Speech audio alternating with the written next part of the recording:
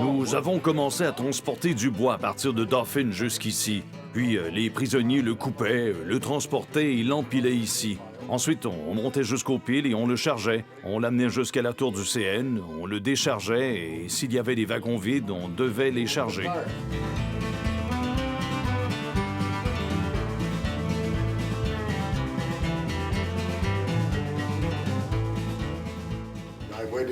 Je me suis rendu au bureau et on m'a affecté un gars plus vieux qui s'appelait Josh. On s'entendait bien avec lui. Il était vraiment bien avec nous. Un jour, nous avons pensé l'amener dîner avec nous à Dauphin.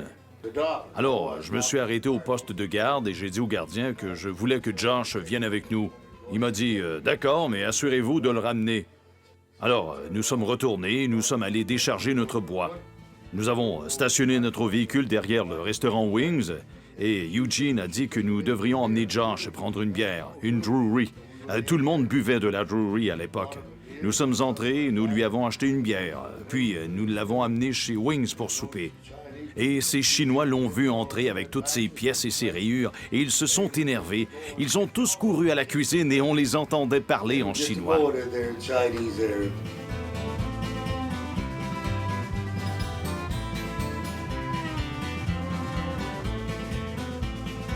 Nous sommes arrivés à Dauphin et de là, nous avons été transportés au camp. Ce qui m'a d'abord impressionné, c'est qu'on avait vraiment dépensé beaucoup d'argent dans cet endroit.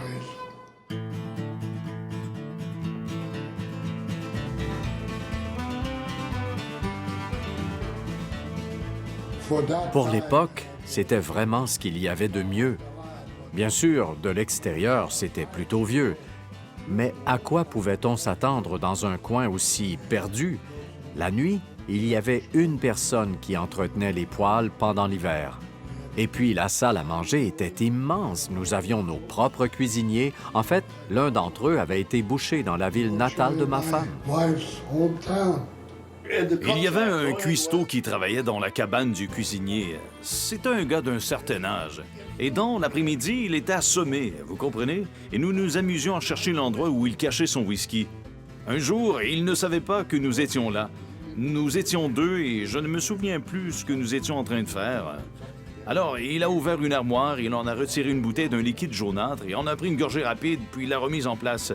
Après qu'il soit sorti, nous sommes allés voir et c'était de l'extrait de citron. C'est à ça qu'il se saoulait!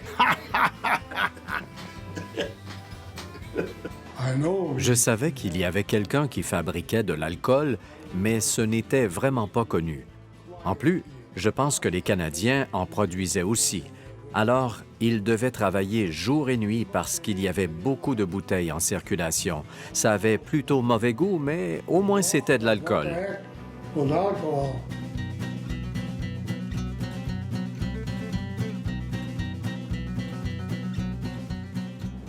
C'étaient des vieux, des vétérans de la Première Guerre mondiale, aussi vieux que je le suis moi-même aujourd'hui.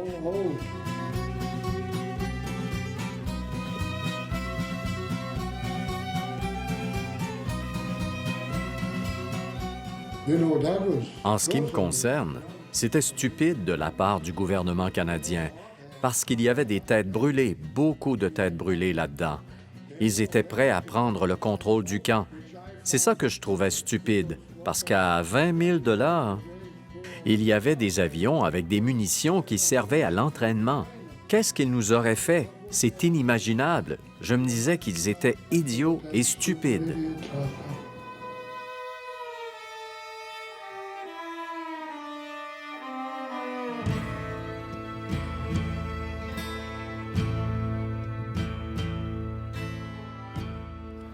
Le 13 mars 1944, Max Neugebauer a été frappé par un arbre alors qu'il coupait du bois dans le parc national du Mont Riding comme prisonnier de guerre.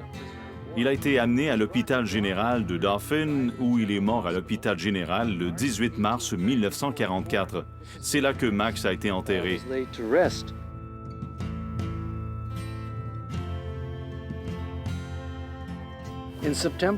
En septembre 1970, son corps a été exhumé et amené à Kitchener, en Ontario, où sont enterrés tous les prisonniers de guerre allemands morts au cours de la Deuxième Guerre mondiale.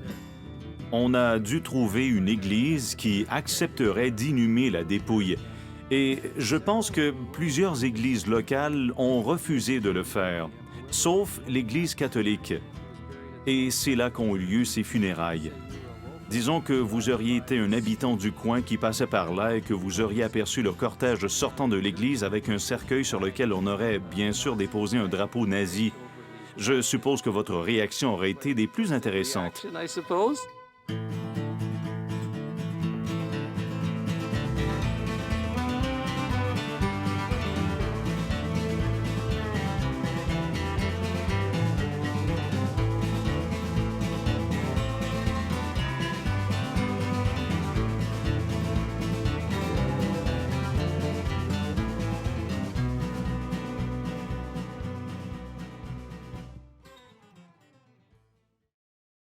We were the proud men of the Africa Corps. We came to this land, we were prisoners of war. Taken to Cairo in hot, dusty cars. We boarded a ship in Madagascar. No cigarettes, no whiskey, not even bad jokes. We prayed for no torpedoes from the German U-boats. Mombasa to Durban, we saw the sea